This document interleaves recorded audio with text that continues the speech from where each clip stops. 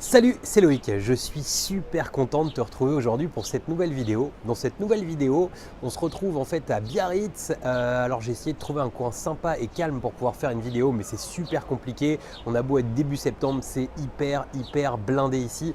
Aujourd'hui, on va parler du plus gros piège de la location en courte durée. C'est-à-dire que ce plus gros piège de la location en courte durée, je vais t'expliquer un petit peu qu'est-ce qu'il est dans cette vidéo pour moi à mes yeux, et tu vas comprendre vraiment en détail comment en fait éviter ce piège relativement facilement. Avant toute chose, je vais t'inviter comme d'hab à t'abonner à la chaîne. Pour ça, tu as juste besoin de cliquer sur le bouton s'abonner qui apparaît dans la vidéo ou bien à cliquer juste en dessous de la vidéo. Et tu n'oublies pas la petite cloche, sinon tu ne seras pas prévenu à chaque fois que je publie une nouvelle vidéo. Voilà, donc du coup, je te parlais du plus gros piège de la location courte durée. C'est vrai que tu sais, moi je fais de la location courte durée déjà depuis plusieurs années et en fait j'ai énormément expérimenté. Je pense que j'ai fait à peu près toutes les erreurs possibles.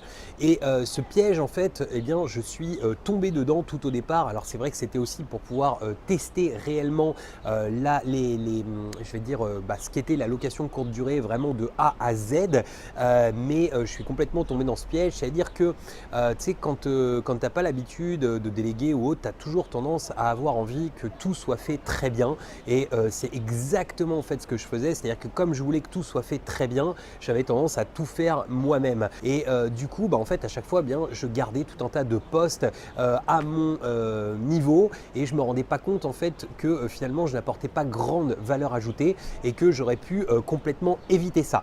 Donc tu l'auras compris, la plus grande erreur dans la location courte durée, c'est de tomber dans une activité chronophage, c'est-à-dire qu'on va faire l'inverse de ce qu'est l'indépendance financière, c'est-à-dire qu'on va se créer un job. Donc comment est-ce qu'on évite ça? Eh bien tout simplement en apprenant en fait à déléguer, en apprenant à laisser faire les autres, et en se disant que on n'est pas forcément les meilleurs du monde pour faire une tâche. Et je vais t'expliquer comment tu vas pouvoir en fait déléguer cette tâche. Alors en fait c'est relativement simple, c'est-à-dire que moi pour chaque tâche que je délègue, et dans mes différentes activités j'en délègue beaucoup, et auparavant en fait je déléguais pas du tout de la bonne manière. Pourquoi? Parce que en fait je faisais confiance aux gens. Alors c'est toujours ce que je fais toujours confiance aux gens, mais à aujourd'hui pour chaque chose que je délègue, eh bien je réalise des procédures. Comment est-ce qu'on réalise une procédure et qu'est-ce qu'une procédure? En fait, une procédure, c'est tout simplement quelque chose que tu vas écrire et qui va vraiment retracer de A à Z ce que tu réalises comme tâche. C'est-à-dire que par exemple, je vais te prendre l'exemple de la courte durée puisque c'était plutôt un petit peu le sujet de la vidéo.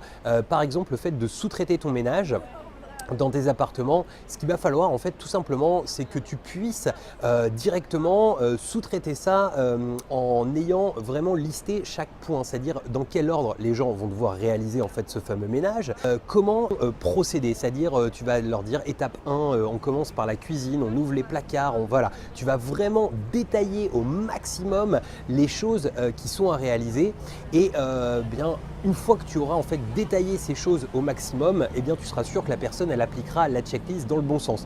Le mieux c'est de créer un petit format Word, tu mets des petits carrés que les gens ont juste à cocher, comme ça au démarrage ils vont les cocher, puis après ils auront pris l'habitude et ce sera fait comme tu en as envie. Ça il va falloir vraiment que tu l'appliques pour l'ensemble des tâches que tu sous-traites, et tu verras que ce sera beaucoup plus simple. Et à aujourd'hui par exemple, tu vois, quand je démarre une nouvelle tâche que je sous-traite auprès de quelqu'un, mais par exemple c'est lui qui démarre cette tâche, c'est-à-dire que moi je ne l'ai jamais réalisée, et bien la première chose que je lui fais faire une fois qu'il a pris au bout d'une semaine ou au bout de 15 jours une certaine habitude, eh bien je lui fais écrire lui-même cette procédure pour qu'il puisse être remplacé en fait à tout moment. Voilà, donc écoute, on a abordé dans cette vidéo le pire piège de la location en courte durée. J'espère que cette vidéo t'a plu. Si cette vidéo t'a plu, tu mets un pouce bleu. Si tu as détesté la vidéo, tu mets le pouce rouge. Et puis surtout, eh bien, tu n'hésites pas à me mettre dans les commentaires si toi aussi tu délègues, si tu réalises en fait des procédures pour pouvoir déléguer plus efficacement. Et puis je te remets comme d'hab dans l'écran de fin le guide pour pouvoir démarrer des investissements rentables, le guide de l'indépendance financière. Et puis je te remets également les conseils immobiliers en termes de location courte durée, et je te remets aussi un lien pour t'abonner à la chaîne. Je te dis à très bientôt pour une nouvelle vidéo. Ciao!